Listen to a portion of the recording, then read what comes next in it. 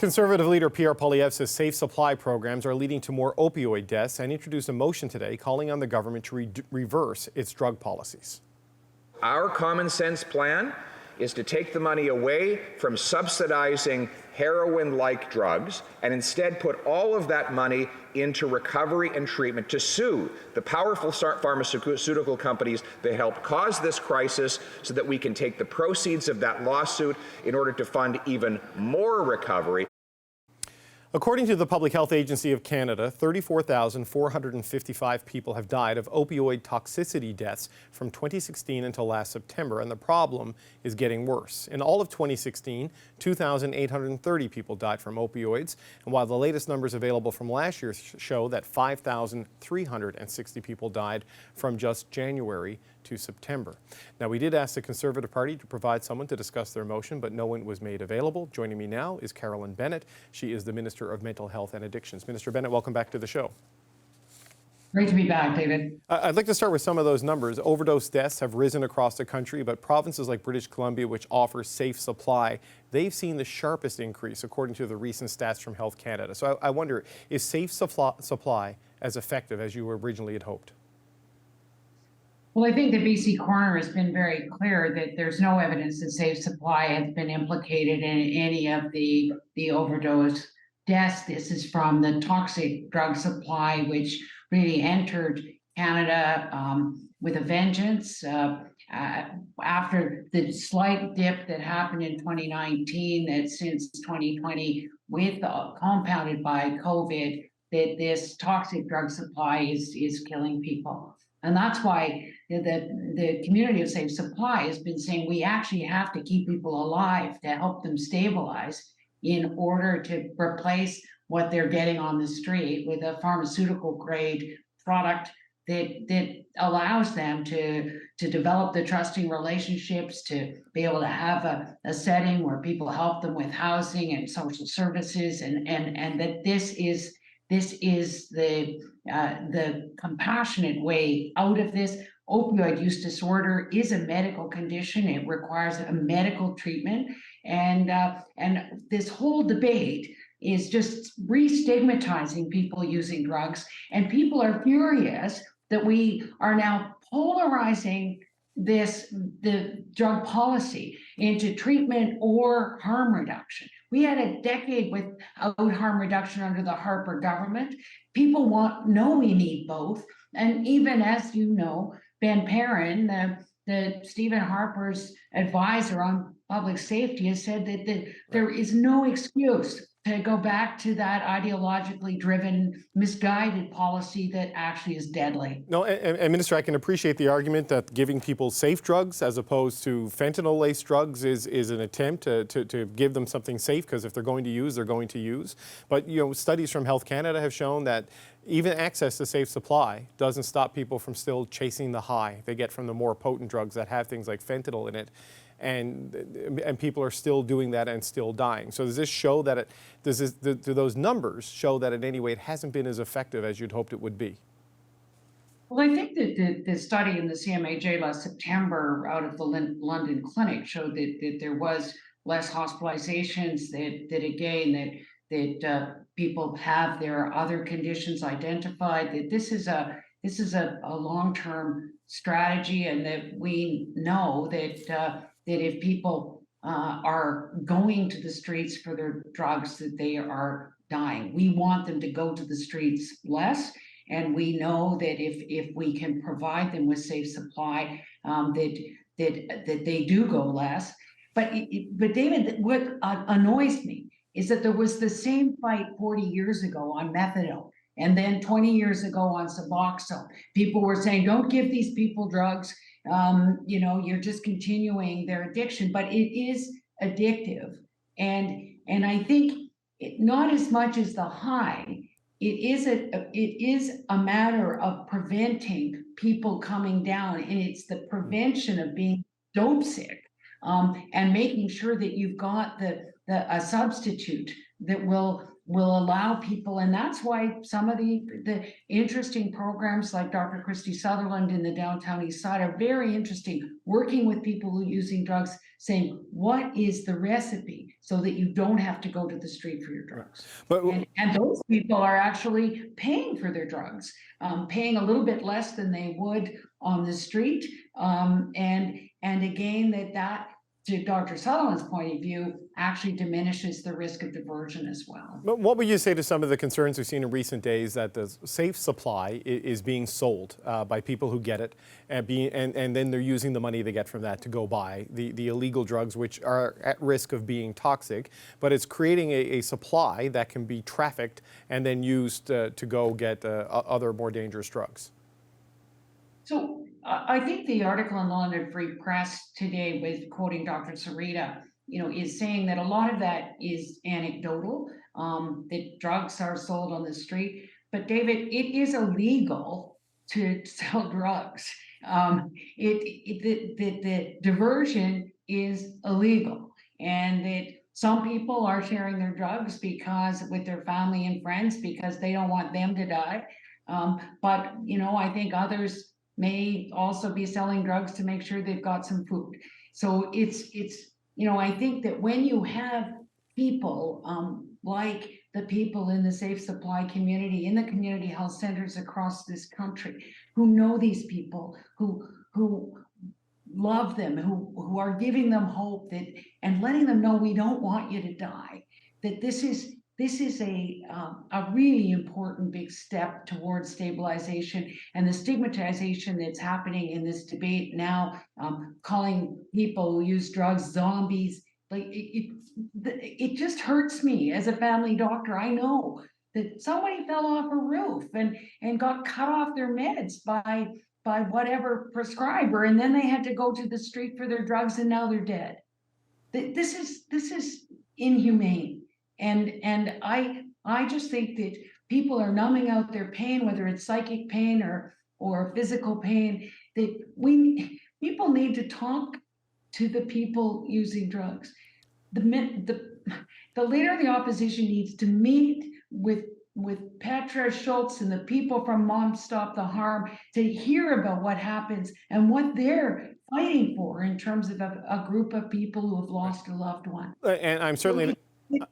and I'm certainly not trying to stigmatize anybody by doing this interview and doing this coverage, and we are going to talk to Mom Stop the Harm a little bit later in the show. But you acknowledged, I believe it was yesterday before question period, that there is some diversion, that people are taking the drugs they get through these programs and they are selling them. Are you tracking how significant that is, and what are you doing about the knock-on effects of that, and how much of that becomes too much before you have to look at the way the programs are running?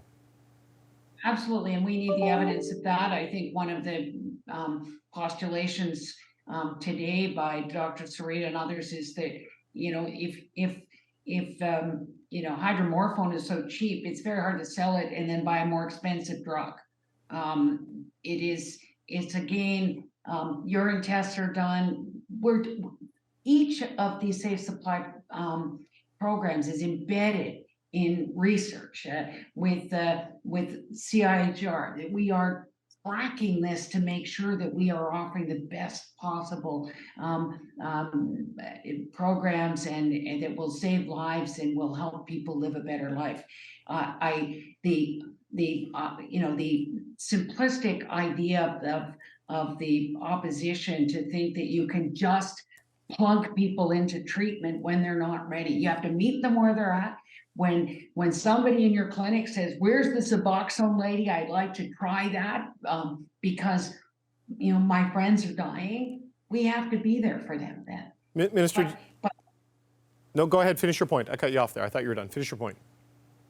No, it's just about offering a holistic approach to all of the things with compassion and to take down the stigma, take down the barriers, and get these people the help they need, that they will stay alive long enough to be able to get treatment should they choose. This has clearly become a very polarized political issue. I wonder that even if you truly believe you're on the right side of this from a policy perspective, do you worry that you could end up on the wrong side of this from a political perspective? Because there is a certain shock value in the idea that government-provided drugs are being resold on the street, and some of the situations that we've seen develop in Vancouver. This is certainly something that the Conservatives seem intent on making an issue. Yeah, I am disturbed But I do think that anybody who understands that 46,000 overdoses were reversed in safe consumption sites, which they've also said they would defund, means that they are taking a full, shot at all aspects of harm reduction, and everything I know about that is without harm reduction, people will die. And the diversion we will deal with because it's illegal, but providing safe supply saves lives. And we need to just understand that the Conservatives, yet again, are on the wrong side of history. Okay, Carolyn Bennett, Minister of Mental Health and Addictions, thanks so much for your time. Thank you. Okay, we're going to hear now from a doctor who works on the front lines of addictions treatment. Dr. Vincent Lam is an addictions medicine physician and a faculty member at the University of Toronto. He's also the medical director of the Coderix Medical Clinic and Addictions Clinic in Toronto. Dr. Lam, thank you so much for joining us. Nice to be here. Before we sort of dive into the opioid crisis, I want to get your take on the tone of this political debate. It's become very inflammatory, very polarized, and highly partisan. Is this in any way helpful to dealing with this serious public health challenge? That's a great question. I actually don't think that it's terribly helpful for specific treatments to be the subject of partisan division. We wouldn't ask particular political parties to choose particular chemotherapy. What we would say overall is that we decide we want to help people who have cancer, and let's turn our attention to some experts in the field to figure out what chemotherapy to use. So I don't think it's that helpful. I would hope that anyone in medicine is willing to question their own position and potentially reverse their position in the face of evolving evidence, if that evidence is compelling. And I'm not sure that that's the way it works in partisan politics, that people are ready to question their own positions and reverse them if need be. So I don't really think that the intense partisanship around this relatively narrow issue of the public supply of addictive drugs, aka safe supply, is particularly helpful. No, so based on your experience and your knowledge in this field, I mean, is safe supply helping or hurting efforts to rein in the opioid crisis, or can we even tell from the data that we have at this point? Well, the problem right now is that there's a lot that we don't know. So on one hand, we do understand from the BC coroners that it doesn't seem as if PSAD/safer supply is contributing to what we can see in immediate overdose deaths. And so that's a useful piece of information. What we don't have, however, is we don't have evidence that this practice of providing a fair bit of hydromorphone to be consumed as people wish to consume it has any effect on reducing overdoses and deaths. And that's the central hope. That's the central aspiration of this program, and we don't actually have any clear evidence that it does that. So what do you make then of the certainty in the argument, right? Because you wrote in the Globe in February that after 6 years of safe supply being practiced in Canada, there is, as you just said, no clear evidence that it actually reduces overdoses and deaths. And we had the BC Coroner Service report in April saying that there is no evidence that it is contributing to illicit drug deaths. So, I mean, how do we reconcile this given the certainty the advocates on either side of this are speaking with? Well, I mean, that's a really great question. I think that, in fact, most of us are uncertain. I myself am uncertain on many points. And I think what I do feel very strongly about is that it's always legitimate to ask questions. I can tell you what we know. I think the best data that we have is that the program in London, Ontario, which was a program which combined PSAD/safer supply with comprehensive health and social supports, showed a reduction in emergency departments, in emergency department visits and hospital admissions. That's important. And we are currently in an environment in which 1 in 5 adult Canadians doesn't have a family doctor. So I think we can all appreciate that issue, but then we can also appreciate the outcome, that if people actually have great health and social supports, they access the emergency department less often. So it's hard to know what to make of that study because it's hard to separate out the components of that program, whether it was the PSAD/safer supply or whether it was really great care. So these are some of the thorny things we're trying to figure out. Can you draw the conclusion that it needs to be all of these things operating in tandem? Because that, I mean, I'm an amateur on this, but you know, it's never as simple as the binaries of a political debate. But having drugs that aren't toxic seems like a good first step to get to the social supports that you need to get you to a position where you can seek recovery. I mean, that seems to be the continuum, but that's also not necessarily widely available certainly at the scale that it's needed at.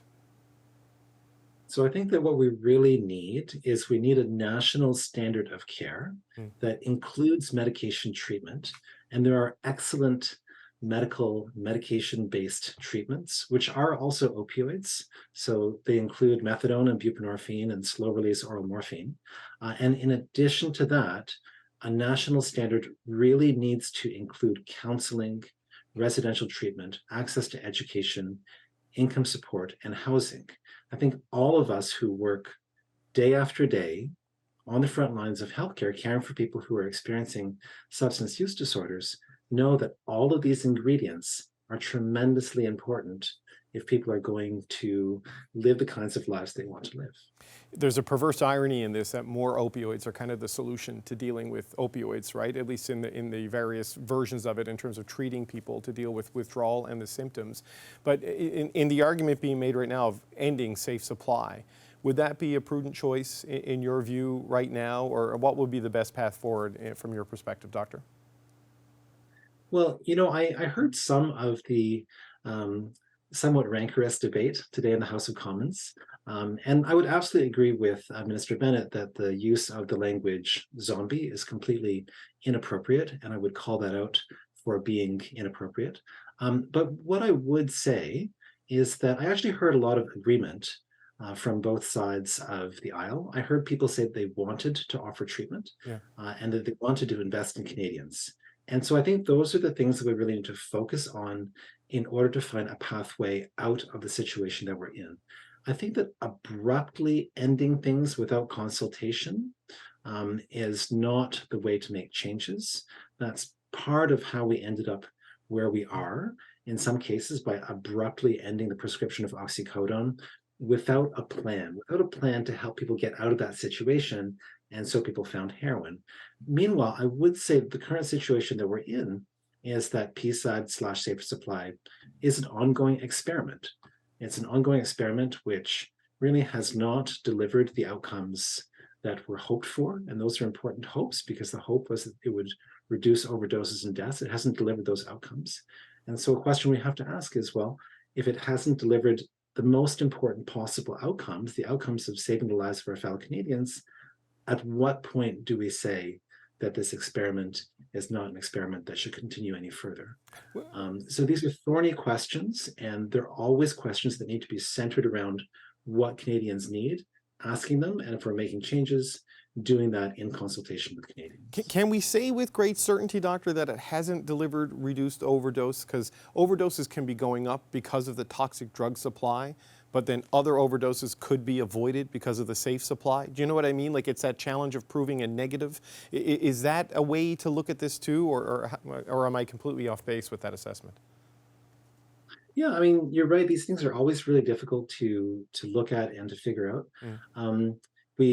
We address these challenges all the time when we're trying to assess interventions in medicine, right? The conditions around us, the conditions in the world change.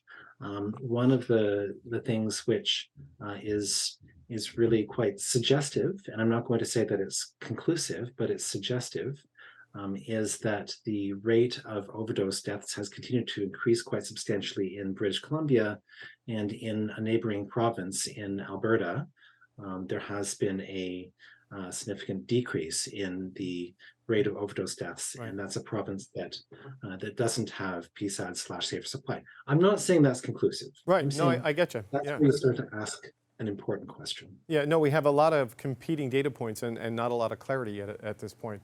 Dr. Vince Lam, I want to thank you for joining us and bringing your perspective to the show tonight. Thank you so much. Leslie McBain is the co-founder of Moms Stop the Harm. Leslie, thank you so much for joining us today. Oh, you're so welcome. This is a very personal issue for you. You lost your son Jordan in 2014 to a drug overdose. He was just 25 at the time. How did it go from Jordan just getting regular prescription painkillers to a fatal overdose? Jordan was receiving oxycodone for a back injury that he sustained on the job. He had used substances before that, but getting the prescription for oxycodone was, in a way, it was a dream come true for him. And at the end of the day, his doctor, who was also my doctor, when he realized Jordan was addicted, unceremoniously cut him off from that drug. Well, Jordan started to go into withdrawal. So he went around to different walk-in clinics, and he was able to access several opioids and also benzodiazepines over the course of about 3 doctors. One day, not too long afterwards, he took one of each of these pills, and the combination of those drugs stopped his heart. So that is how he died. He died from, when I look back at it, from a lack of a system of services for him after he needed that help. Right. So this wasn't a case of, say, a toxic drug supply like we're seeing with the fentanyl overdoses, but it had to do with a gap in policy in terms of treating people who become addicted to opioids and how to help them on the other side of it. Absolutely, that's exactly right. It wasn't fentanyl, but it was the beginning of the fentanyl crisis of toxic drugs, and it propelled me with 2 other women, Lorna Thomas and Petra Schultz, who had similarly lost their sons to drug harms, into creating Mom Stop the Harm. So that brings us to today, right? So I wonder, what are your thoughts on removing access to safe supply, as some people are advocating, and redirecting that funding to treatment as an approach to lower drug overdose deaths? It is incredibly distressing to us and to families. We have about 3,500 members across Canada, and many of us have lost our kids to the toxic drug crisis, but many still have their loved ones with them, and have been anticipating for years a safe supply of drugs for their loved ones, so that at least those loved ones can stay alive till they can find treatment. And that's another point, is the treatment that's being touted by the Conservative Party and lots of other politicians. The treatment is just not there. There's no way for people to access treatment in the mainstream. Yeah. The safe drug supply that's being offered is a form of treatment. It treats the addiction, but it's not recovery, which is what some of the advocates are pushing for. The people who oppose, for example, or criticize the safe drug supply. But I wonder, British Columbia was the first province to offer prescribed safe supply, and despite this, overdose deaths are still going up. So what do you say to critics who say that safe supply isn't necessarily fixing the problem? I would say to those critics that the safe supply that is offered, and it's actually just pilot projects right at the moment. So out of the number of people who actually access illicit substances, it's only about 5% of the people who are able to get safe supply. Nobody has died from safe supply, which in and of itself seems like it would be enough for people to step back and say, well, maybe safe supply is a good idea. The thing that we always say is dead people don't recover. So they can build as many recovery beds, as many centers, and as much treatment, and we need that, no question, as they can with billions of dollars. But if people are dying in the meantime, they will not access those wonderful things. So let's keep people alive, so that they don't have to go into the black market on the street to get these toxic drugs. Addiction needs to be understood, and I think maybe the public is being a little bit bamboozled by some of the rhetoric. People who are addicted need to have the drugs that they're addicted to until such time as they can get into recovery, or they get very, very sick and sometimes even die. Your organization wants to meet with the Conservative leader, Pierre Poilievre. You're trying to meet him either late in May or early in June to discuss drug policy. Have you heard back from his office, and what are you hoping to say to him? We haven't heard back, but it's been relatively short time since we requested that through a letter. I would like to ask him several things. I would like to ask him why he thinks the his perspective on eliminating eliminating the projects of safe supply, why he thinks that's a good thing, given that over 30,000 people in this country have died from toxic drugs. Like, is that meaningless to the Conservative Party? Our kids have died from illicit drugs. What is it about that would make their perspective and their strategy be one that will continue to kill people? I mean, our coroner service just today gave the numbers for BC, the numbers of people who died in April. 203 people died in BC in 1 month of a toxic supply. These are innocent people. Using drugs is not a crime, excuse me, but the toxic supply is killing people. So I don't understand why they would not take that into account. What do you think of where the political debate has gone on this, right? Safe supply, harm reduction advocates are very staunch and firmly on one side, and you have people like Mr. Poilievre, for example, who's very firmly on treatment as the primary solution and supports around people with addictions is the solution. And it seems like there is a big gap in the middle, and maybe that's where the solution actually is. I mean, what's your sense on how the political debate has gone on this? First of all, what we say, what Mom Stop the Harm says, is let's keep people alive. And the only way we're going to keep people alive today and tomorrow and the next day is by implementing a safe supply of drugs for those people. Now, and then the statistics and research show that when people are able to access safe supply, it helps stabilize their lives. And within that stabilization is the ability to look outwards for treatment. When you're every day having to go find really toxic drugs on the street several times a day, there's no ability to be stable to think about that recovery. And so the gap is safe supply to keep people alive, and then the transition to good treatment that helps people where they're at. And I agree with the Conservatives. We agree with the fact that we do need good, professional, wide spectrum treatment for people. There's no question. So the gap is in the fact that we need people to stay alive to access treatment, and that's what our goal is to keep our children alive. Too many of us are grieving for the rest of our lives for the loss of our children and the loss of our loved ones.